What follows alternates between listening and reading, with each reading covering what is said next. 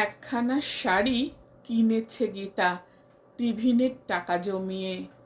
পুজোর দিনে দুর্গা মাকে ভেবেছে দেবে পরিয়ে। সেদিন ছিল সপ্তমী তিথি, পরেছে নতুন জামা। হঠাৎ দুয়ারে হাঁকিছে ভিখারি, একটু ভিক্ষা দে মা। চেয়ে দেখে গীতা ছিন্ন শাড়ি, দাঁড়িয়ে এক অচেনা মা। সিক্ত নয়নে বলছে দেবে পুরনো একখানা জামা। মেয়েটি আমার পুজোতে যাবে, কাঁদছে বসে দাওয়ায়। একখানা জামা সম্বল তার, পরে থাকে রোজ গায়ে। চোখ মুছে গীতা ভেতরে গিয়ে আলমারি খুলে লাল টুকটুকে শখের জামাটা আনলো হাতে তুলে।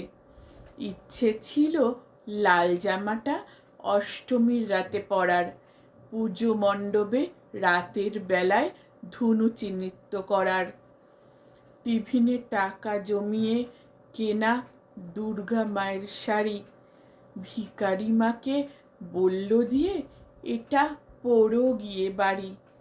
লাল জামাটা দিয়ে বলল বোনের জন্য এটা, সঙ্গে দিল নানান রঙের একখানা টিপফোঁটা।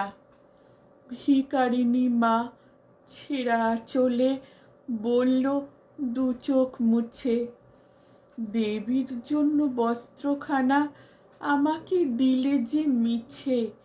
এ যে মহাপাপ, নেব না আমি, দুজনেরই হবে ক্ষতি। এমনিতেই বড় কষ্টে আছি, কাটে না মোর দুর্গতি। বলল গীতা পাপ যদি হয় নিলাম আমার কাঁধে, তার চেয়েও বেশি পাপ হবে বোনটি যদি কাঁদে। দুর্গাও মা, তুমিও তো মা, হয় না যে মা ভিন্ন। মাটির প্রতিমার নতুন শাড়ি তোমার বস্ত্র ছিন্ন। মাটির দুর্গা তো কাঁদে না হাসে না, পুজি তবু বিশ্বাসে।